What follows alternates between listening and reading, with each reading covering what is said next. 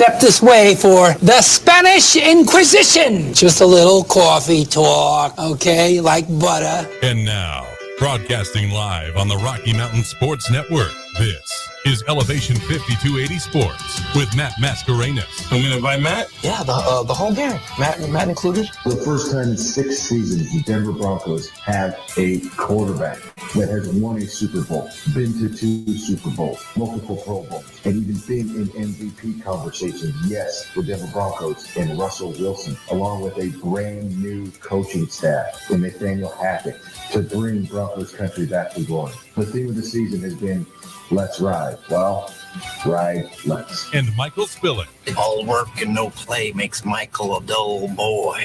Yeah, Matt, 6 years is one heck of a long time in football terms. We had to endure the likes of Trevor Siemian, who didn't have a bad first year at the helm. The likes of Joe Flacco, according to John Elway, was still in his prime. Also, according to John Elway, Case Keenum, otherwise known as Case Keenum. But now we have the third era, in my opinion, Matt, in Broncos quarterbacks history. We had the John Elway era, which lasted a very long time. The Peyton Manning era, won 1 Super Bowl, went to 2, and now it is the Russell Wilson era. We don't even think about those dark times in between. Matt's an okay dude, but he's a dummy. Michael! Oh, that's funny.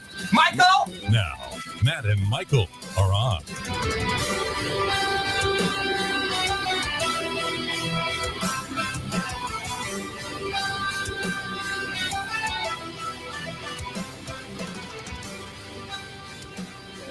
Welcome into Elevation 5280 Sports right here on the Rocky Mountain Sports Network. Matt, has our intro already aged terribly with the Russell Wilson? I was thinking the same thing when I was talking about we got a quarterback, and I'm like, do we got to change this intro already? Oh my gosh! Already, it's only like a month and a half old.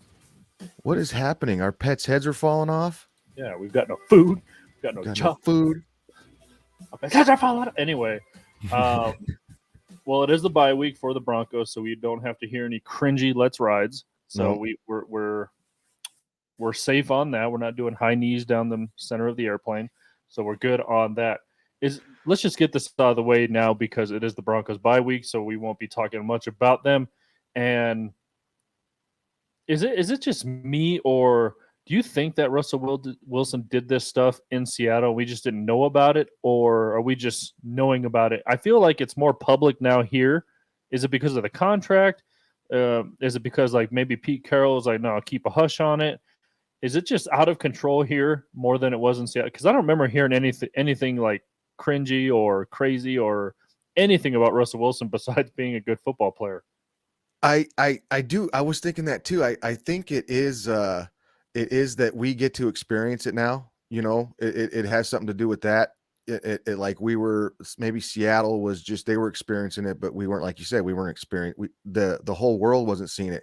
But I do remember seeing some things within the past couple of years before Russ got here. It was even before the Dan Patrick interview of him doing some like weird kind of like suspect things, you know, like he's kind of an odd dude, or he's not well liked in the locker room. I did hear stuff like that, but I mean, that could be when he got over here. I was thinking maybe just a switch of the locker room, you know, and he would be a different dude, and maybe it's just that's what it needed. But I guess if you look back on it, maybe that was right.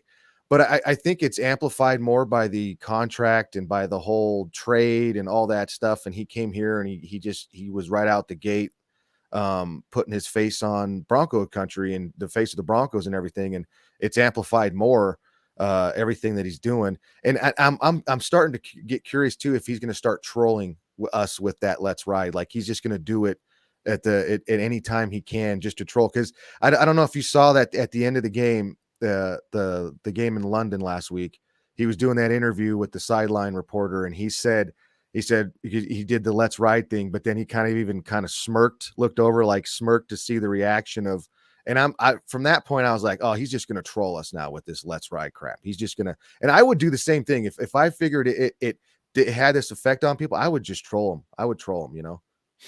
Yeah. And a lot of people gave him crap for one of the losses, and he was like walking off the podium and wasn't sure if he should say it. And then he did. And everyone's like, it's like it's like watching Michael Scott in The Office. You're just like, I don't, you know, that cringe that everyone talks about. But Oh yeah, yeah. so Broncos on a bye week. His cringe factor is super high. Super, super high. Yeah. So Broncos on a bye week. We don't have to worry about them this week. They get a win last week though in London against the London Jaguars. So Broncos got a road win there, and yeah, I mean, does this boost their confidence heading out of the bye week? You go through the trade deadline, you get rid of one of your best defensive players, Bradley Chubb, now with the Dolphins, and then they proceed to give him a $119 million contract, around $63 million guaranteed, and a lot of other players obviously were safe through that. We didn't see Albert O go. We didn't see a couple other guys, Melvin Gordon go, a couple other guys who were kind of tied in trade talk.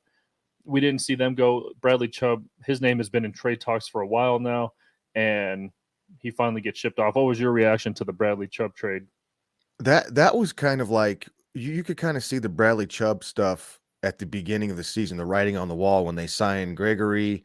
They didn't bring Vaughn back, and then you can the pick when they used their draft pick, the only one that they had, and or the earliest draft pick they had, they used it on a edge rusher, kind of a linebacker like Bradley Chubb. And you can tell the writing was on the wall that they weren't going to pay this guy. And if he had a good season or he stayed healthy, that he was going to, he's going to cost a lot of money. And you can kind of see that this was going to happen, and they were gearing that way. And I love the way Peyton talks and does all that, just the mumbo jumbo that the GM mumbo jumbo, the coach speak. Everybody's got that kind of the way that they talk. I love the way he spun it around. He's a part of our franchise, stuff like that. When in reality, if the Broncos, if Peyton was really looking to, and it also tells me too that it does feel like that they gave up on the season.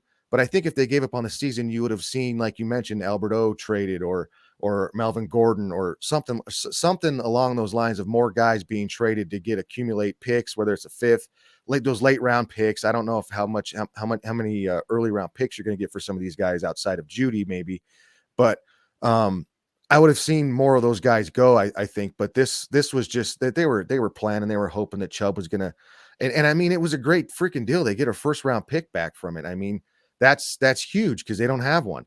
I know it's San Francisco's pick and all that stuff. So, but I felt like the writing was on the wall, and it is sad to see a guy like that go, but they weren't going to pay this guy. They weren't going to pay him. And I mean, it was going to cost a lot of money, and it just wasn't going to happen. And you knew it. So, I mean, hats off to Peyton. If there's anything that dude can do, is he could pull stuff off like this. And I felt like it was a great move by him. I mean, you weren't going to give him anywhere near what Miami gave him anyway. You were kind of in the danger zone of, man, is he going to walk away from? So you might as well get something out, and a first round pick included in that, and then was a fourth or a fifth round pick, and then a running back included also. So you got a good haul back for him. So I give George Payton credit for that. Right. George Payton has been kind of been in the realm of, is this guy really a good GM?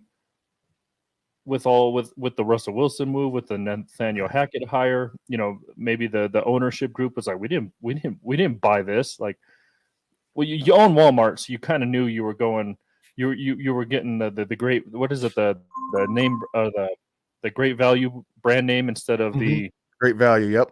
So that's what a lot of the talk is. But do you still like George Payton as a GM? Oh yeah.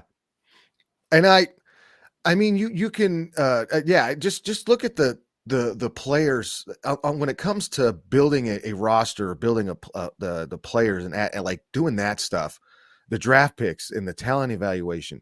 This dude's pretty freaking good. There's not a lot of misses out there when it comes to that. Signings, getting these guys, like when he pulled off the signing Tim Patrick and Sutton. I mean, that was freaking great.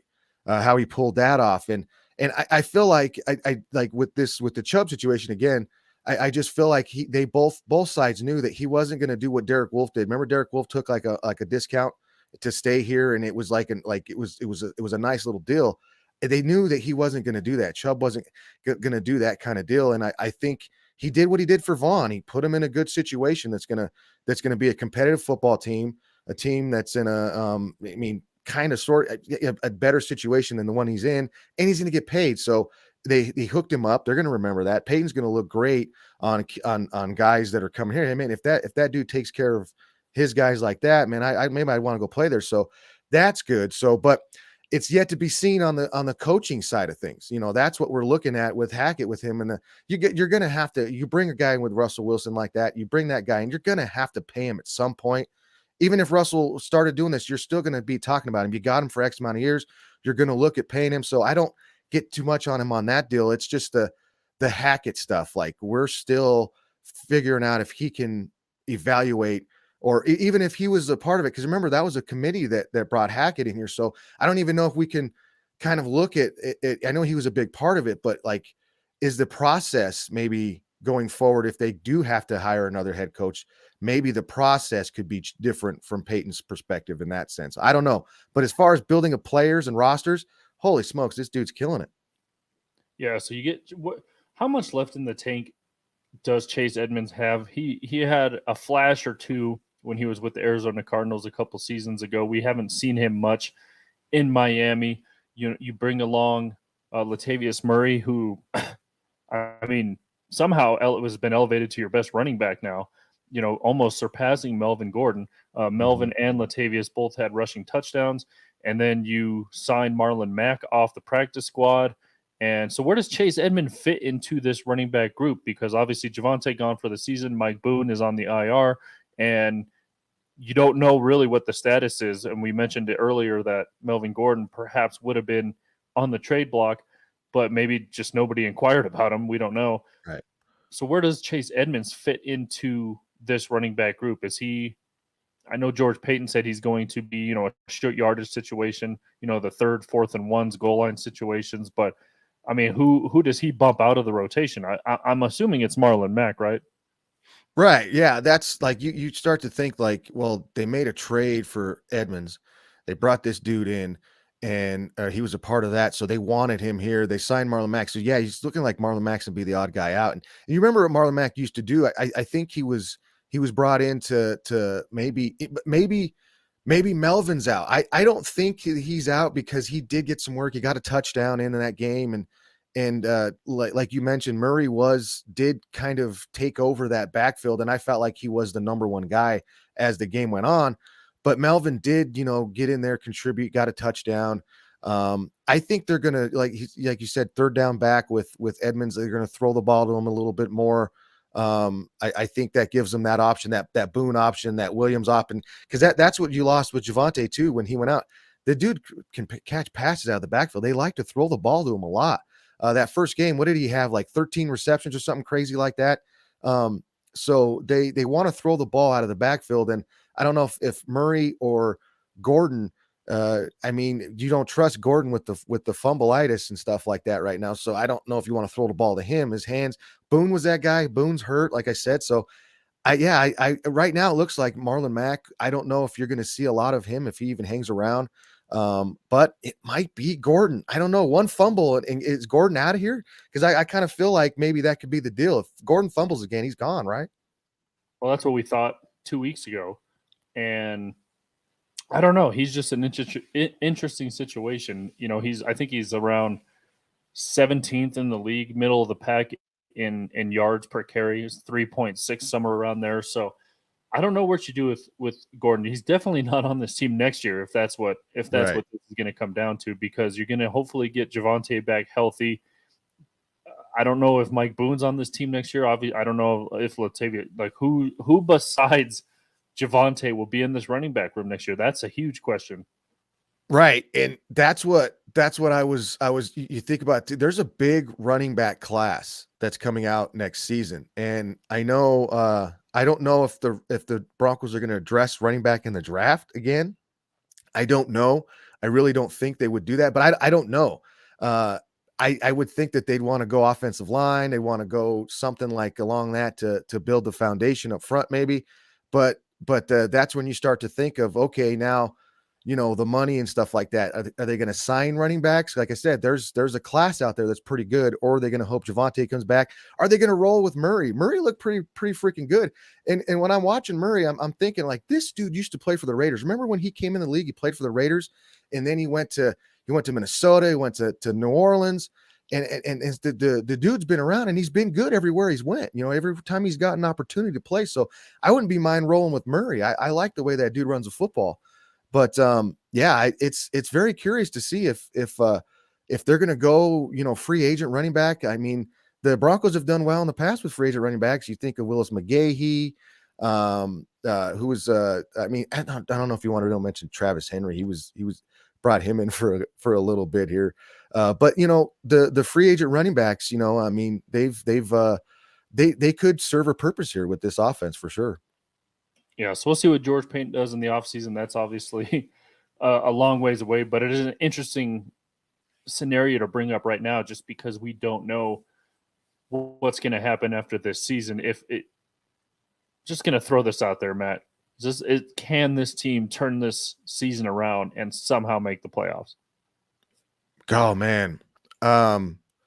You saw signs, right? Like I feel like we saw signs there. But it has to. It kind of sucks that they had the bye week, because you feel like you want to. If even as the players, you want to. Okay, we had some momentum, we had something going, we built something, we found a way to win. That's what I felt like the Broncos did. They found a way to win, and they understand. Okay, like we can win one now. We can win one of these. They've lost a bunch of those in the past this season. Maybe we can win one now. Okay, they go out and they win one. So now it's like, oh, now we go on bye week. So could the bye week hurt them? Could they hurt the momentum that maybe they had, if they had any momentum going, or can Russell Wilson come back and see? I don't know, man. I don't know what we're going to get from Russell Wilson. We saw some old school Russell. We seen some Sus, right? We seen Russell Wilson. Then we saw some Russell Wilson. We saw Russell Wilson in the first couple series that looked like, oh my God, this dude's done. This dude's washed. And then we see Russell Wilson of old. So, the signs are there, with Hackett. I still don't, the game management was a lot better in that game. Did you notice there at the end when he was going to call the timeout, he's talking to the official, right? The official knows what's going on. He goes, you're going to want to call time. He knows what's going on. And did you see Hackett there calling it like with 6 seconds left instead of grinding it all the way down? Because he didn't have the experience to know that you're standing there talking to the official. He knows when you want to call a timeout. The official's going to wave his hands when you want to call a timeout with a certain. He knows what you want to do. You don't need to give him the sign. And you can see the official even telling him, you don't need to give me the sign. So I felt like that was a situation where Hackett knew what he had to do. He didn't have any experience doing it. And this was a little thing that I noticed. He didn't have any experience doing it, and he was doing it too early. So the official helped him out. There's a lot of little things that I noticed that Hackett kind of had experience and then passed the test, I guess, if you want to call it that. But I think going forward, there was a lot of stuff to look forward to from that football game. I mean, I don't know how you feel. I know we were talking through message early in the game. We were both saying some things we really can't say here, but we were going back and forth. So I would be curious to know, did you come back around towards the end of the game there? A little bit. I don't know. I still think that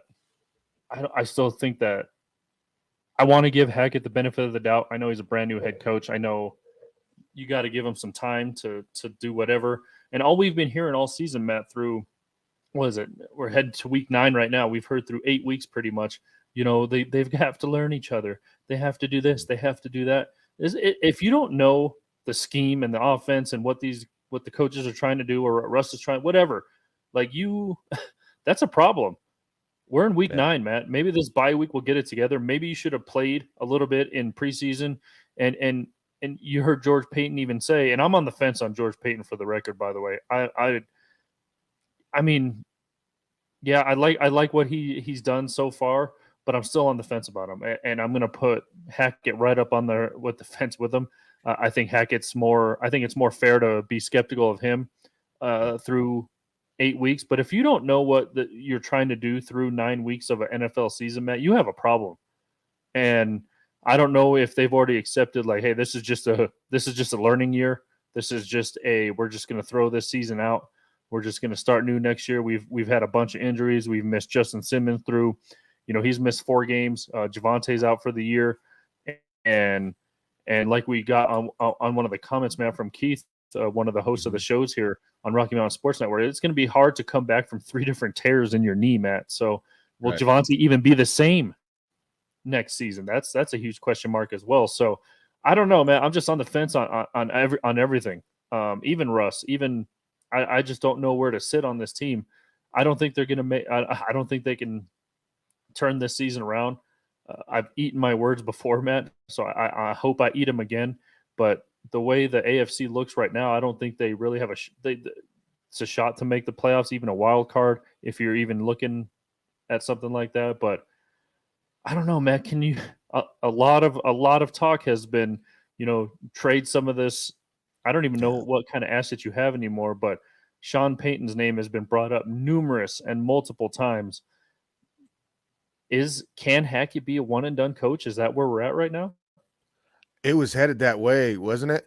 And I feel like if he would have lost, and especially if it would have been going the way it was in London, I think there's a very good freaking chance that he would have been lost his job here. And in my opinion, I think the only way you fire Hackett is if you have something going for Sean Payton. You have some deal, whatever it is, to get Sean Payton. The only reason why you fire Hackett is to get that guy, because you're not going to. I don't feel like you fire Hackett right now, even at the end of the season, to go hire Dan Quinn. I don't feel like you do that, because that would be the next logical step, to go get somebody that's done it, has experience with Wilson. I don't know the relationship, but he knows Wilson. But again, I think this all comes down to, we knew we were going to get a brand new head coach. We knew we were going to have the brand new head coach growing pains. We knew all that stuff. We didn't know if he was going to be a great play caller, manage the game. We knew all that. But the thing that we knew, that we also thought, here's the thing. We thought we had a Band-Aid. We thought we had somebody that was going to come in and help this guy out, help him get through the coaching pains. And I thought we had that was in a quarterback like Russell Wilson. But he's come in and he looks like he needs help, just like the coach needs help. Like that's what it looks like. So I think if the Broncos are going to turn this around or have a run, it's got to be on Russell Wilson. And he's either got to take control of everything, or he's got to release control to Hackett. He's got to do something. They got to do something to where, but I think it's fully on Russell Wilson, because you can't expect a brand new head coach that's learning all this stuff. Like I said, that was something that he experienced. It was something so simple and so minute, but it was as simple that could have, if that referee was a butthole, he could have said, okay, I'm taking your timeout at this time, screwed everything up because he was calling the timeout. And he doesn't know, he doesn't need to call the timeout. So that's just something that this dude has to learn.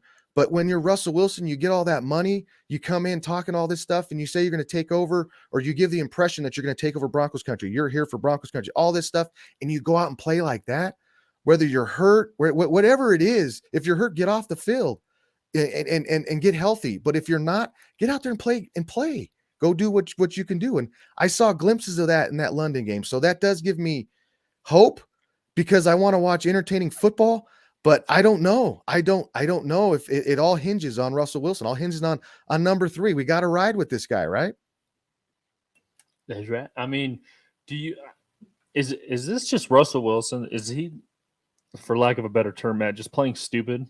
Like, is he like trying to just give Nathaniel Hackett the reins, so to speak?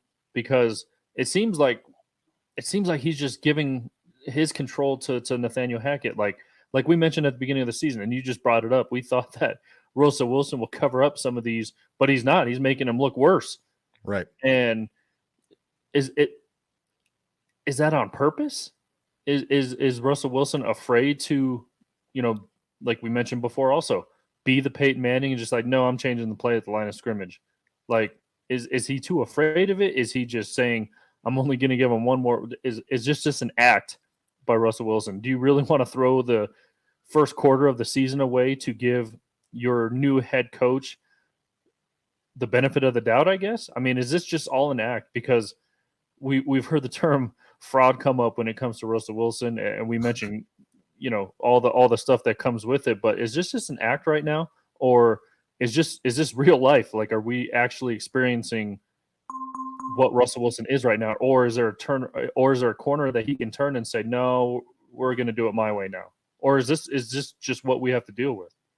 That's what we don't that's the greatest question of this Broncos offense is it the chicken or the egg? Is it Russell Wilson? Is it Hackett? Is it Russ given complete control to Hackett? Is it Hackett? Okay, let's run what you want to run, Russ. Jody makes a good point here in the comments. He's talking about Wilson wants to play like Drew Brees from the pocket. And that's funny because they've had some instances where you had I think it's Dan Orlowski talking about it, and there's a couple other guys in the past that were talking about it too, about how Russell Wilson can't see over the pocket and how those types of quarterbacks, they talked about Kyler Murray, the shorter quarterbacks, Drew Brees and stuff like that. But Drew Brees I think Drew Brees was a little bit taller than they give him credit for. I think he was closer to 6 foot. But he was still a smaller quarterback. And they were saying that Russ might not be able to, he gets nervous because he can't see through the pocket. And that kind of makes me nervous and worried that if that's what Russ is trying to do and he's trying to change his game, but when he changes the game to play like somebody else to see through and he can't do it, then why do you keep continuing to do that? Because you've seen it. We've seen it in games when he shines, when he does the things that we're like, okay, hey, freaking, that's Russell Wilson. Where's this guy been? It's always moving around and out of the pocket. He can't see these on time throws because he's standing in the pocket. He's got to get moving around. And then that should go to Hackett saying, hey, this is what you want to do. If that's what you want to do, that's fine. But we're going to do things within the offense, whether it's put you under center, whether it's get you moving either from tackle to tackle, the hashes really don't matter in the NFL because they're so tiny, but tackle to tackle, maybe let's do something that works best with what you can do and still keep you in your comfort zone, your new comfort zone where you don't want to run around and get hurt. Let's do that. So is it some of that? Is it a little bit of Hackett saying, okay, this is what you want to do. This is what I'm seeing in film that you aren't doing correctly when I let you do this. Let's massage that and run this way. If that's what it is, then Hackett needs to step up and do that. But if it's Russell saying, I need to do this in order to do what I need to do, and it's Hackett not saying that or Hackett giving up to him, and that's what I don't understand. If it's the chicken or the egg, if it's Hackett or Russ that needs to step up, that's the biggest question, and I don't think they know. I'm just confused because when you bring in a guy like Russell Wilson, don't you basically bring in his entire playbook from Seattle? Because I never heard, again, we weren't in Seattle, I don't know, but I've never heard that in Seattle that Russell Wilson was too small to see over the pocket. You saw him dropping dimes to DK Metcalf and Tyler Lockett and guys like that. Like, why wasn't that ever said before? Was his offensive line like shorter than he was or something? Right. Because I've never heard that before until here.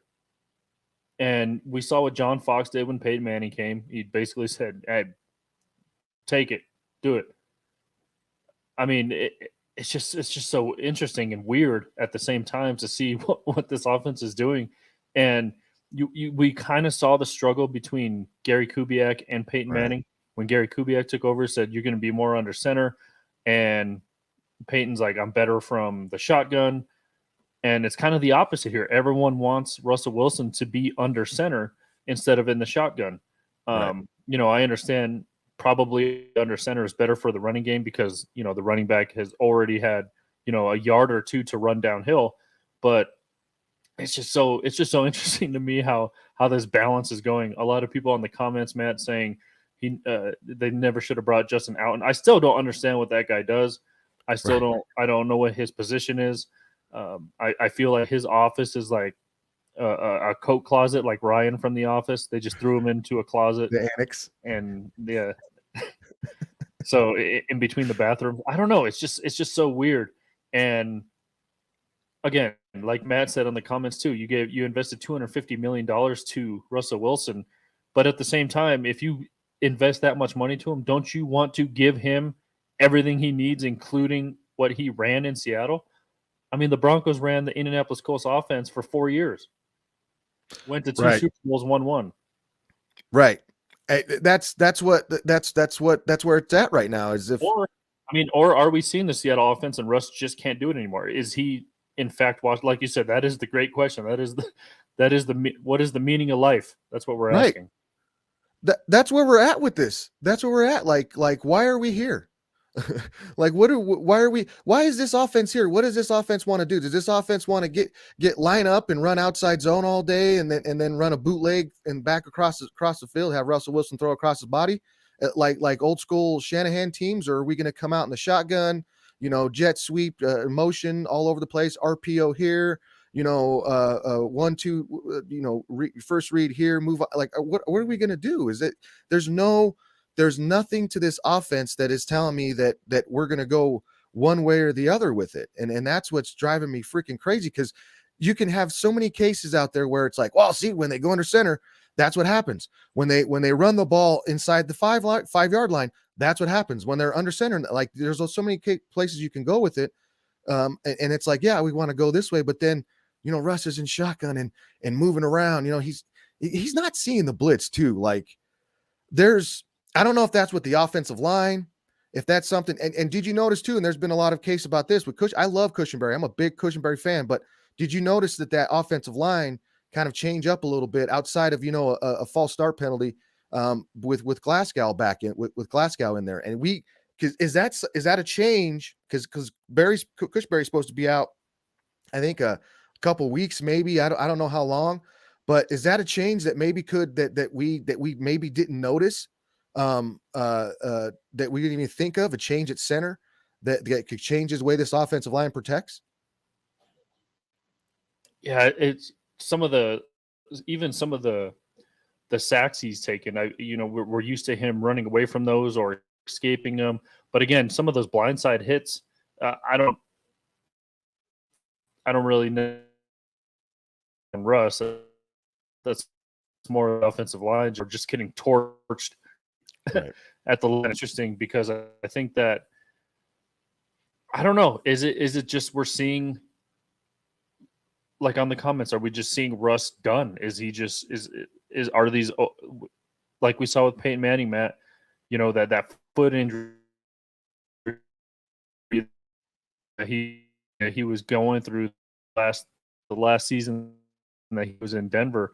I don't, holding him down, or it's. Again, what is the meaning of life right now? This is where we're at. Exactly.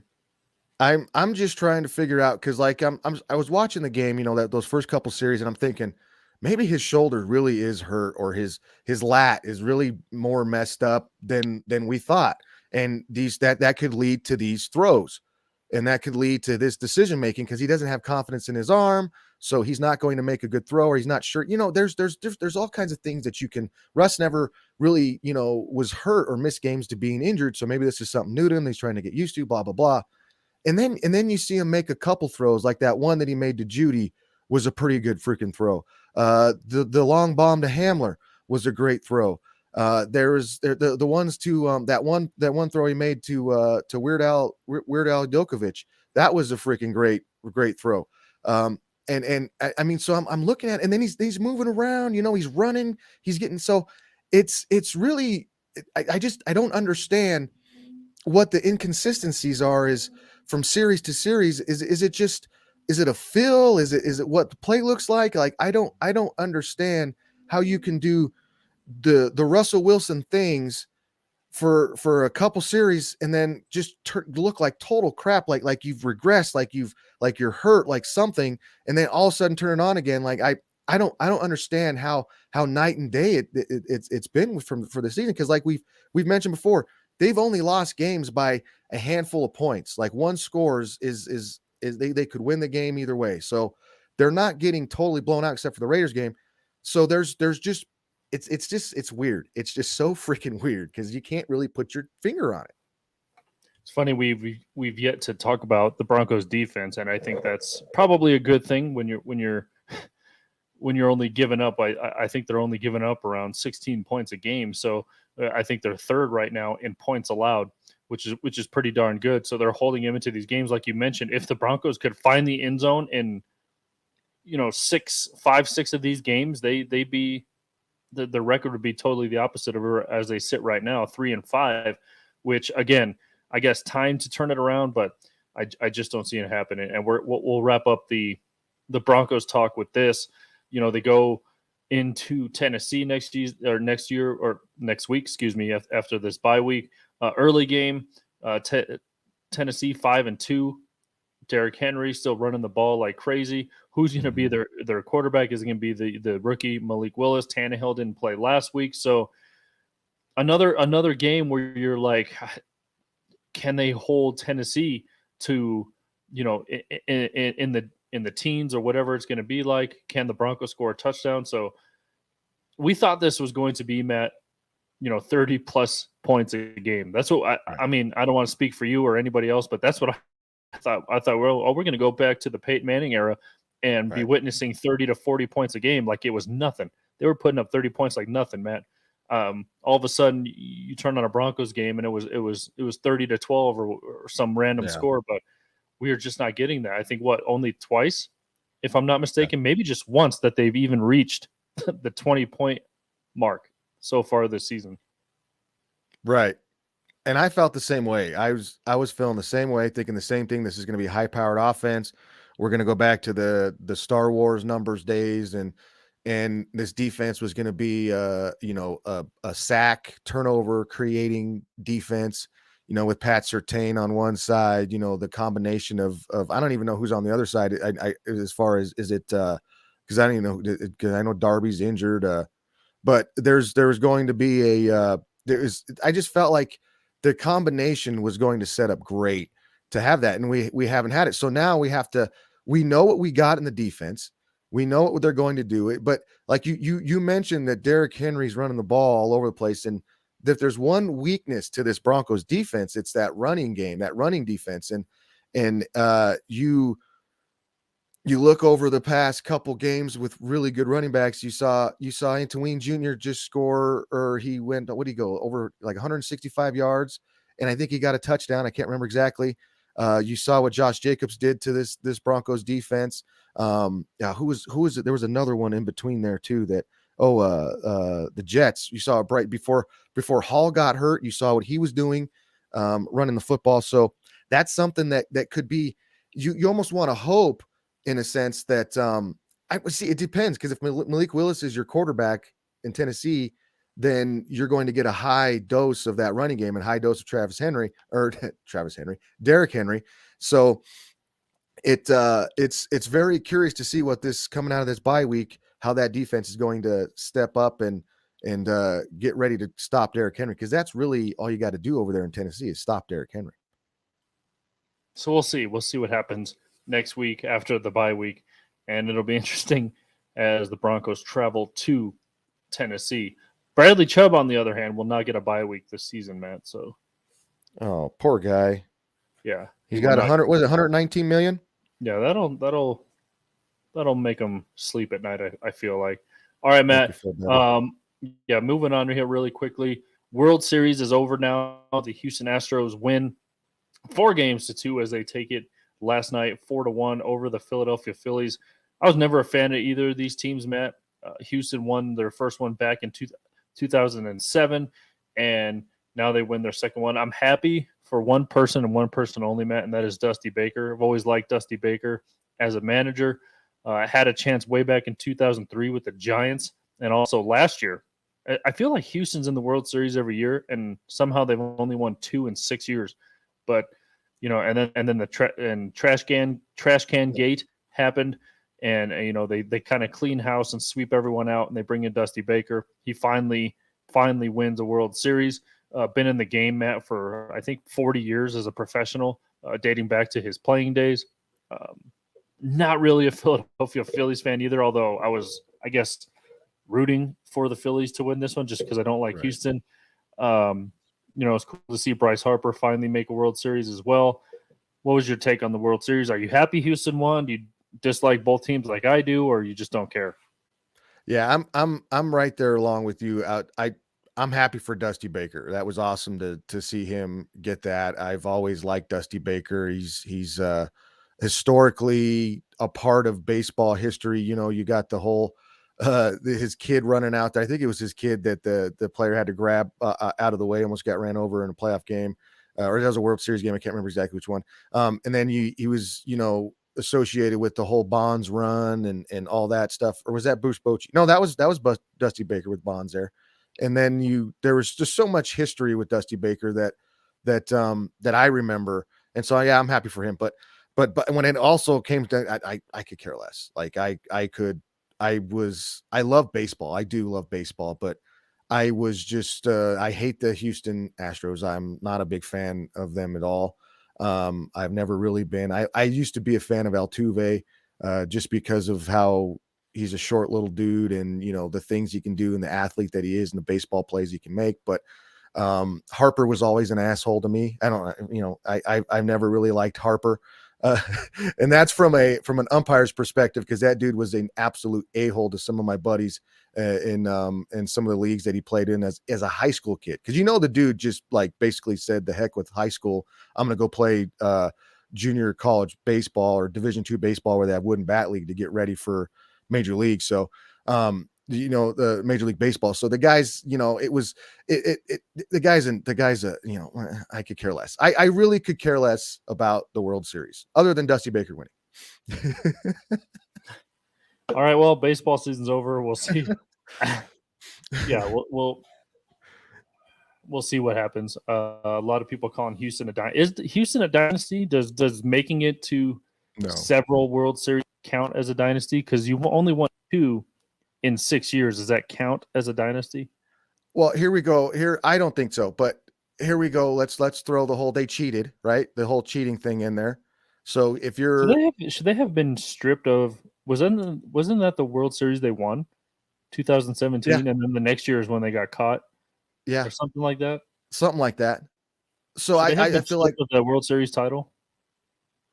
I don't know, because I remember the debate. I remember the debate that they should have gotten stripped, and then I mean, do you not have a champion that year because that? Right. I don't remember who they played in 2017. I don't have it in front of me, but was you just give it to a runner-up, or you just don't have a champion that year. Because I think either way, because I remember Boston calling them out in the ALCS or something like that, and that's how you could hear the trash cans and stuff like that. But I mean, it was the Dodgers? Okay. It was the Dodgers, yeah. I was going to say, I just looked it up as the Dodgers, yeah. Yeah. But see, give it to the Dodgers that year, or because the Dodgers won it in the COVID year, which do you put another asterisk on that one too? Man, there's so many asterisks in baseball, isn't there? Like, how many asterisks do you? That's why I'm saying that yeah, you can definitely call them a dynasty, because like there's so many asterisks, there's so many scandals, there's so many controversies in baseball that it seems the norm to have a controversy. So yeah, I mean, why not? I mean, it's call them that. I don't think they are, but yeah, sure, why not? You know, it's a Major League Baseball. We don't just do whatever. We don't care. Yeah, bring it back local. We'll see what your purple pinstripes do in the off season. Will they bring in a big name? I've heard names like Rizzo from the Yankees will be a free agent. I've even seen Aaron Judge's name being thrown out there. Might be kind of cool to see Rizzo and Chris Bryant man the corner infield positions. I doubt it if Chris Bryant can even stay healthy. But baseball season's over. Once again, it ends in November. Weren't they trying to shorten that? Weren't they trying to get baseball out of November? I thought I heard something like that. Yeah. Yeah. I don't know. But baseball season's over. So go ahead. You know what's funny? You said that the Rockies, the purple pinstripes, who are they going to bring in here? And then I saw a comment down here, Aaron Judge to the Rockies. Are the Rockies like could you get away with being like an attraction baseball town? Like just throw these guys money and say, hey, there's no pressure to win here. All you got to come and show up and play and just walk out there, get pictures. People are going to come out there, buy your jersey, buy the jerseys, you know, come and see you. We're going to have your day. We're going to walk you around like you're just big attraction, you know, like a circus or something like that. Just put you out there on stage, you know, like Could the Rockies go that route, or are they already going that route? Can you imagine that? I think they've gone that route with certain people. I think that's what they did with Chris Bryant. They threw him a Right. crap ton of money, and then he missed 90% of the season. So yeah, just come out in the warm summer nights and just hit bombs in the Right. parking lot. There's no air here, so it pierces the sky. So there you go. Yep. That's all you got to do. No pressure winning. All you got to do is come out here and slam bombs. Hey, you don't even have to play a position. You don't even have to play a position anymore.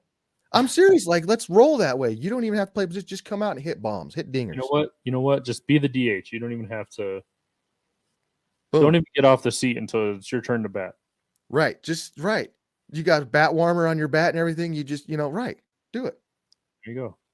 All right. So baseball season's over. Houston is your 2022 World Series champions. And, it was. I was nervous for this hockey season, Matt. We'll dive into the Avs right now. I was nervous about this kind of Stanley Cup hangover, and they started out slow, Matt. They started out 4-4, and then they go to Finland this over this weekend, kind of a new NHL Global Series, and Columbus. Okay, yeah, they bring in Johnny Hockey, Johnny Gaudreau over from the Calgary Flames, and then Calgary subsequently replaced him with Nazem Kadri, which everyone was kind of sad to see Kadri leave, but I don't know if this is the so-called turning point of the season for the Avs. You could call it a Stanley Cup hangover, whatever. I'm okay with a Stanley Cup hangover. You know why? Because they won a Stanley Cup, right. So they have that in their back pocket. Landeskog, he's going to miss a month or two with the knee injury. So you're holding down the fort with your core anyway, minus Landeskog. You got Kale out there. You got McKinnon out there. You got Rantanen out there. Cool story from Mikko Rantanen, Finland-born player, scores a hat trick on Friday. Another Finland-born player, Arturi Lehkonen, goes out and scores the first goal yesterday, 33 seconds into the game. We've kind of touched on this last season, Matt. Maybe the Stanley Cup run, got you more involved with hockey. After we saw the Avalanche win the championship, now are you all in yet, or are you still kind of skittish? Are you still kind of like, I'll catch the highlights and the news clippings, but I mean, I don't know what cable service provider you have because half of us can't even watch them. But right. So where are you standing right now? I've been watching hockey because I got Evoca.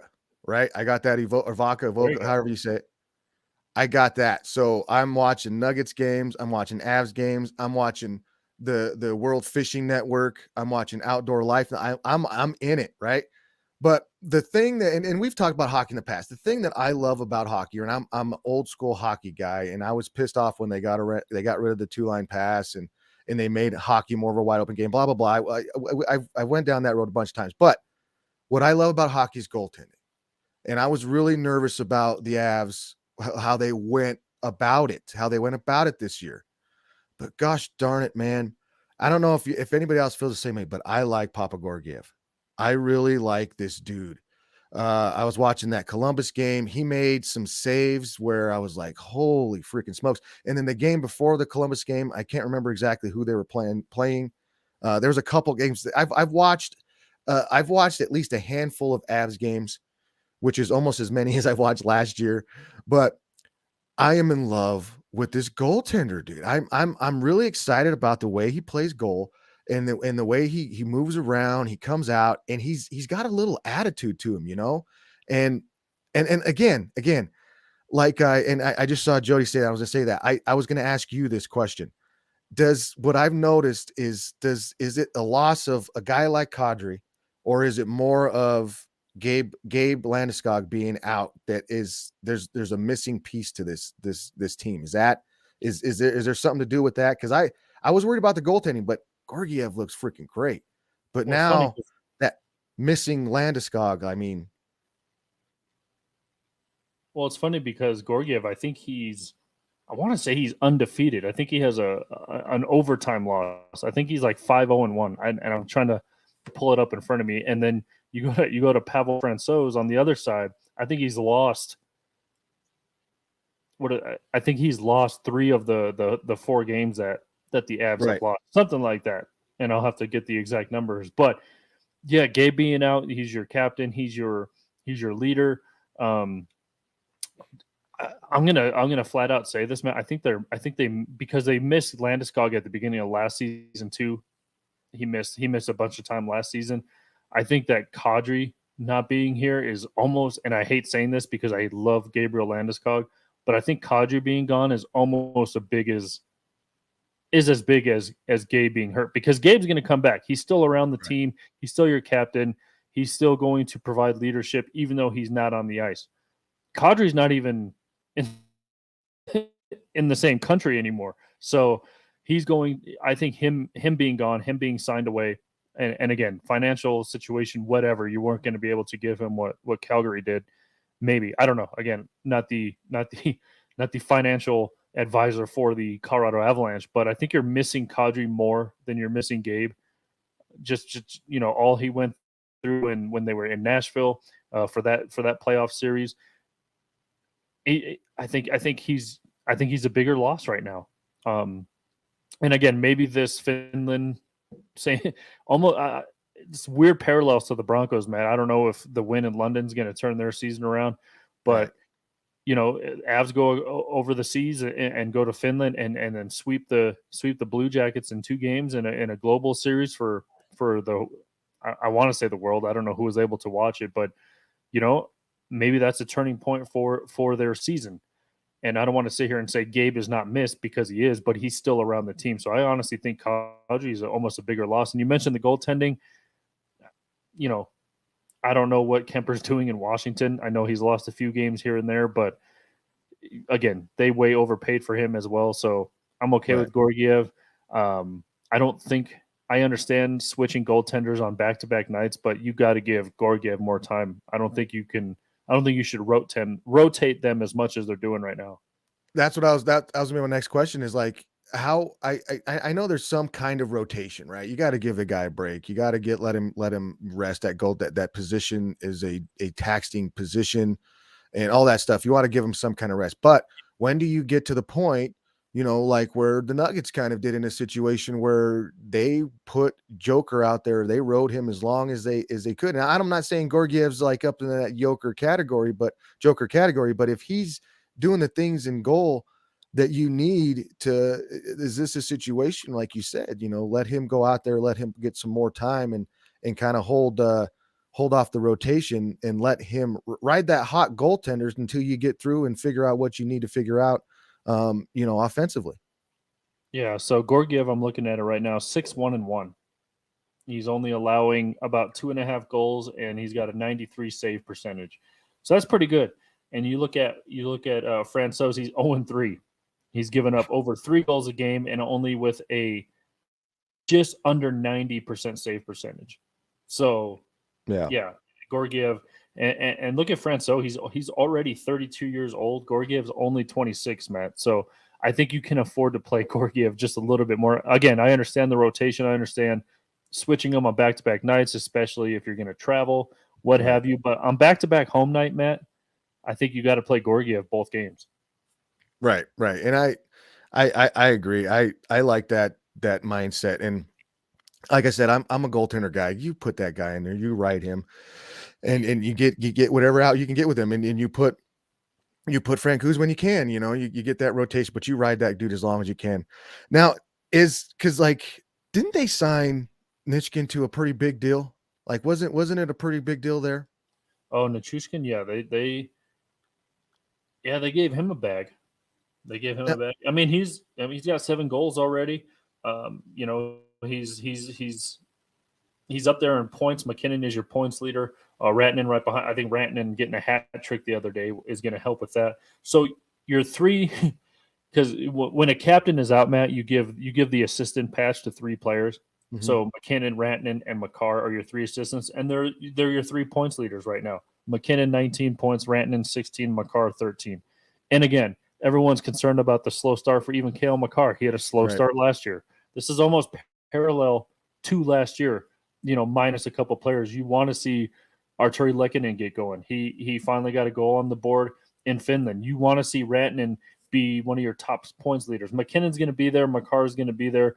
But Rantanen, you gave a lot of money to a couple years ago. You want to see him get that done. McKinnon's fat sack bag is going to kick into effect next year. So you want to see him at the top of the points leaders as well. So they're trending in the right direction, Matt. And I think that's good to see. And again, maybe overseas kind of got them into gear a little bit.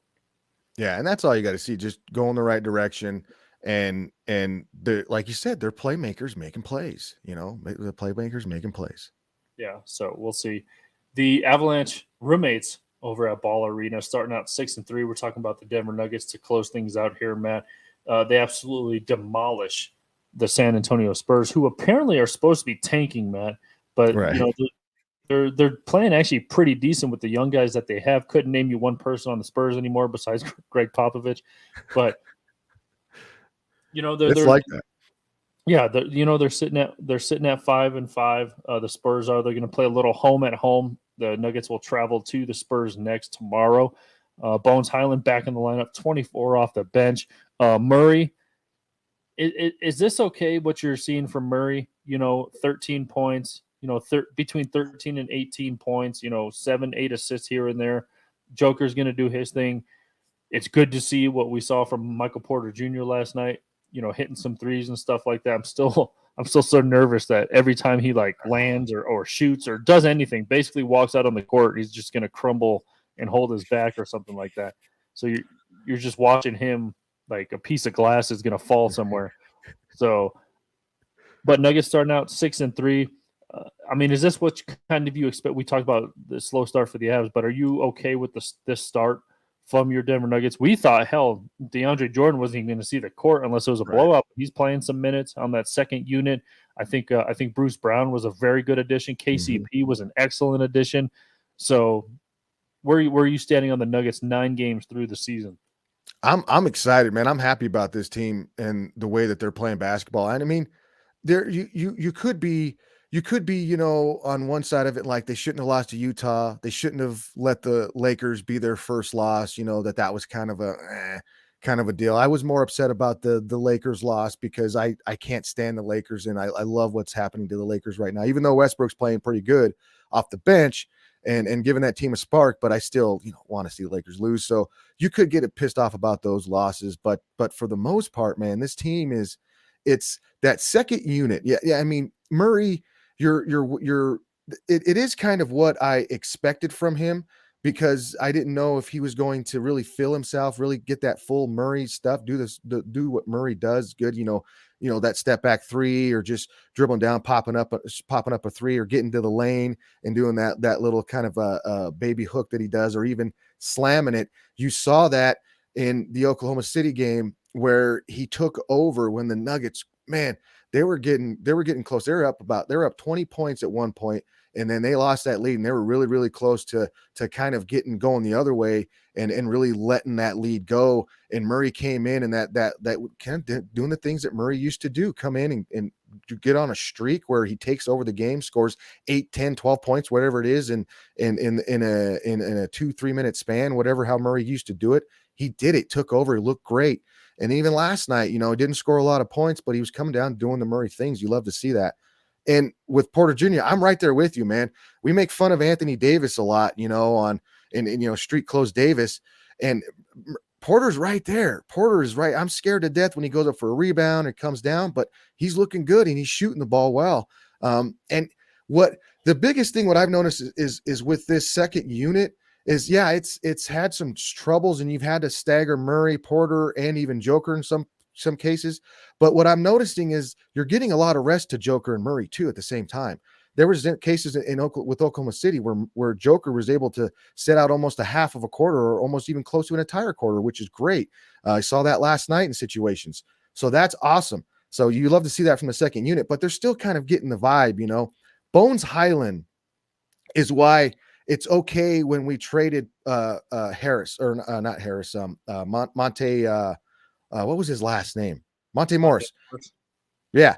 That was why we traded Monte Morris away, was because what Bones do. 24 off the bench from Bones, guy like Bones Highland, who's been hurt past couple games, and you can see that production coming off the bench.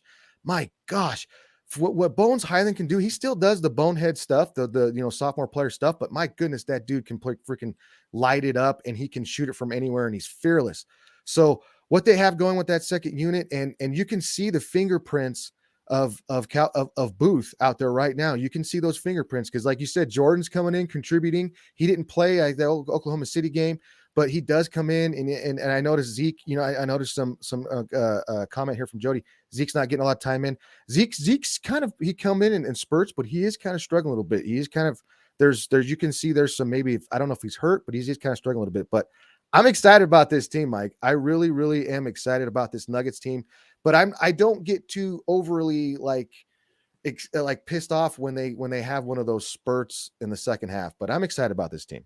Yeah, and as far as Zeke goes, he's only played, like you mentioned, spurts 5 minutes against the Thunder, 2 minutes against the Jazz, 2 against the Lakers, 4 against Portland, 9 against the Thunder, and we didn't see him in the first 2 games of this season. And he was suffering some injury issues last season, so I don't know if it's a hangover from that.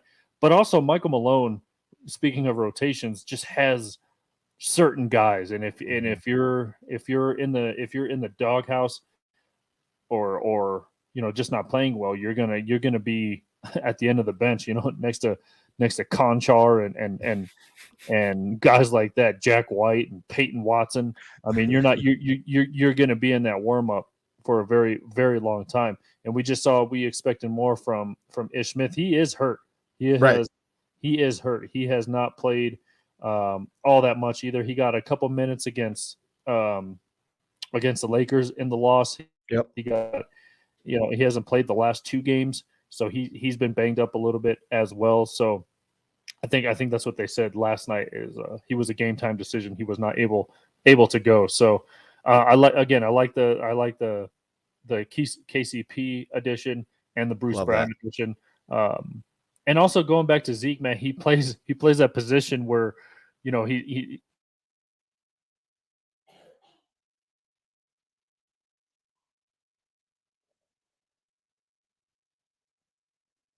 could play big if you're going to. He's just not going to fit in there unless it's a blowout. Second unit's playing well, you throw him out there with the second unit. But I don't want to say he doesn't fit into his team, but with other guys playing the position he plays, there's just not room for him right now. Right. And that's what it is. And he's not doing enough with his minutes for Michael Malone to be like, hey, I need to find more minutes for Zeke. And he's coming in spots and doing what he can, but he's not doing, remember like Bones got in there last year. It was like he would do some stupid things and then he would just go off. And then it was like, okay, that's something like a tale for Michael Malone. I got to get this guy in there. And Christian Braun this year, Brown, I'm sorry. It's spelled Braun, but it's pronounced Brown. That dude is a freaking monster basketball player. He could shoot, he could play defense. That's the biggest reason why he's getting any run is he's a big guard and he could play defense. And that's what I love about that second unit. Whenever Michael Malone does that, he throws that guy out there, a rookie that can come out and play some defense. We got a question here: is Zeke a 4 or 5? On the official roster, they have him listed as a forward/center. So he can, like we mentioned, he can play big. And I don't know why he wouldn't fit onto that second unit, but right. DeAndre Jordan's getting probably the center minutes, and I don't even know how much you go by numbers in today's NBA anymore when it comes to position. But Nikola obviously considered a center, so he's not going to get minutes over Joker. Obviously, I would like to see what they had on the second unit with Zeke and DeAndre Jordan and guys like that. I don't know why he wouldn't fit, but like you said, he's probably and most likely just not doing enough with his minutes to get more runtime. Again, unless it's a blowout, you're going to see him out there. But for right now, in crucial moments, he's just has to take a back seat right now. Right, and he has to almost fit that. He almost has to look like Aaron Gordon. And if you look at the way this team was constructed and stuff like that, there's not big bodies outside of Joker and Jordan. There's a type of a 4. He's like a slim 4 or slim 5. In Zeke, he doesn't have that body type or that the power, I guess you would say, that you would look to as a true 5. or even an old school power forward, you know. So he's looked at as that Aaron Gordon type, and he's supposed to go out and do the Aaron Gordon type things. And I mean, they didn't draft him just to do that, but that's kind of the mindset there. And that's why you look at Michael Porter Jr., you know, you can look at him like a 4, like a stretch skinny 4. But the way that they, like you said, Mike, the way that they do the numbers anymore, Joker, he's considered a 1. I mean, if you would look at Joker, he's not considered a 5. He's considered a 1 because the offense, he runs the offense. And if you're looking at a 1, the ones run the offense. But again, that's just semantics. That's just position names and blah, blah, blah. But yeah, I think Zeke, he's got the body type and he's got all the skills to do the things that you would want him that you were hoping that he could do out there. And he's just but again, you made a great point, Mike. There's probably just not room for him out there right now with some of what these other guys are doing.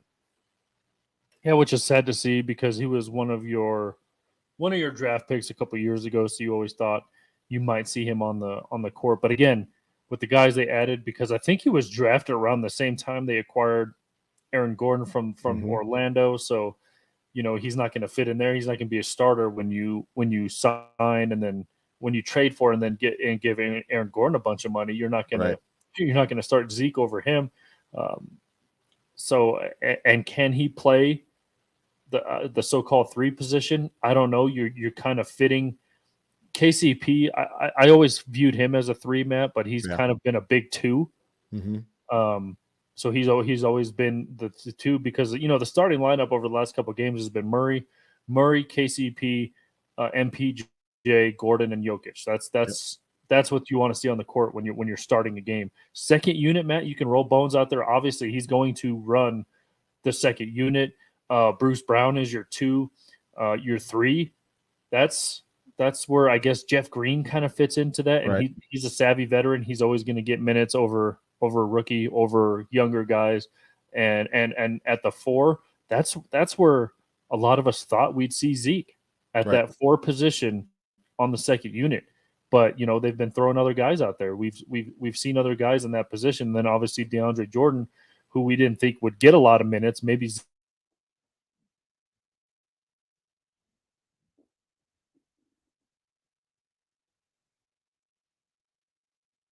So hopefully he turns it around. I don't know what he can do to get minutes, Matt. Play better in practice, I guess. I don't know.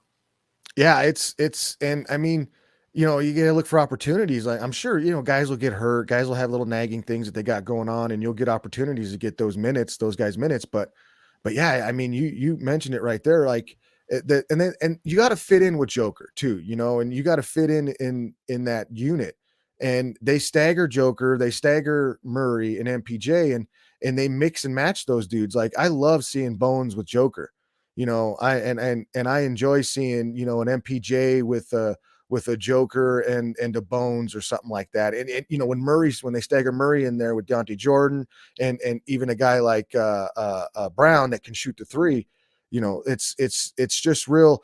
It's cool to see Michael Malone put these rotations together and to see him come together. But yeah, I just hope that going forward, Zeke can get an opportunity, get more opportunities, and just do more. Because I'm rooting for the dude. Like you said, he was draft pick here. He was supposed to be a contributor by now. I think we lost Mike. Yep, I think we lost Mike. So if we could get back in here, I'm going.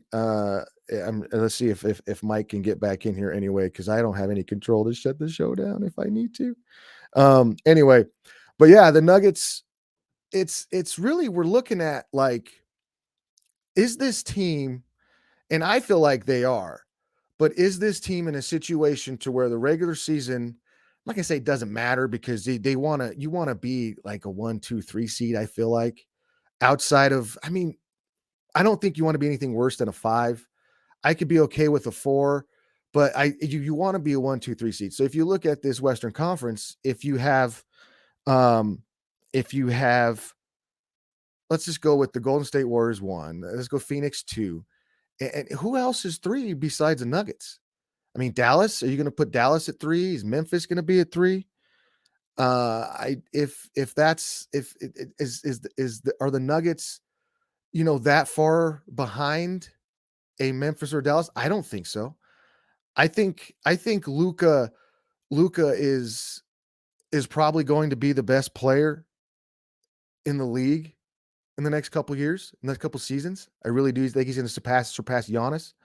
But I don't know if Dallas as a whole can really, put up there, and I see a comment here that Golden State's not playing well, and they're not, but they're still Golden State. There's defending champions. They're gonna do what Golden State does. They're still that core's there. Thompson, Curry, you got all those guys there, and I mean, Draymond, Poole, they're still gonna be in that category of top seed in the Western Conference. So I really don't know if there's another team that's going to fill in. The Timberwolves, that's a question mark. What are they going to do with Gobert? What are they going to do with Cat and Anthony Edwards? All those guys that they got there. So I think I would take Memphis over Minnesota right now just because of what Memphis can does. And Ja's a dog, man. Ja Morant is a dog, and Jamal Murray's a dog too. We have at least one full on, just flat out dog here. And that's Jamal Murray. So I think that this team in the Denver Nuggets is a team that is going to get through the regular season, and hopefully it's a 1, 2, 3 seed, because I think my biggest thing is I don't want to stress about this team if they're not in the top, if they're not always in that top 5 category. I don't think they're going to be outside the top 5 in this Western Conference is what I'm trying to say. I really think, though, barring injury, stuff like that, obviously, but if this team stays the way that they're going, it's just going to get better. So looks like Mike can't get back in here. So I think we might wrap it up here.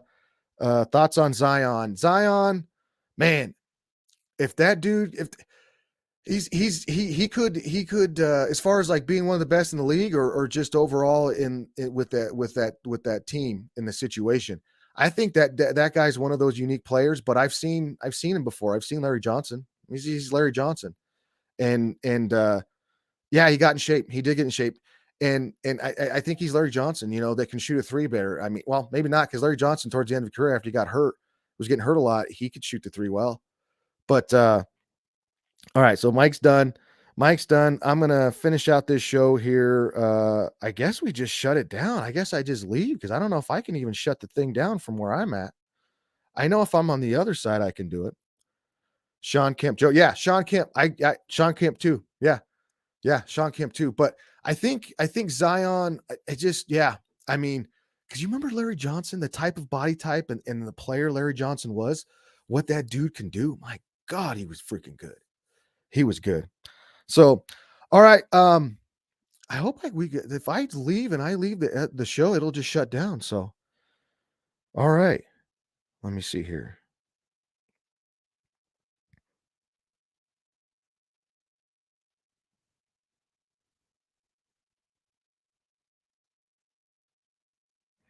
Yeah. Silly internet. So, all right, y'all. That'll do it for me. If this keeps rolling, we'll figure out how to shut it down later. But as always, if you want to follow the show, follow us on Facebook, elevation58sports.com, or I'm sorry, Elevation 5280 Sports on Facebook, or you can follow us on Rocky Mountain Sports Network as well. Go like RMSN on Facebook, and then follow us on Instagram as well, Rocky Mountain Sports Network, RSMN. And then follow me, Matt Mascarinas 1, and Michael Spillin there too, and also 58 Sports Radio. So that's going to do it for us this week. We will talk to you later. I hope this works.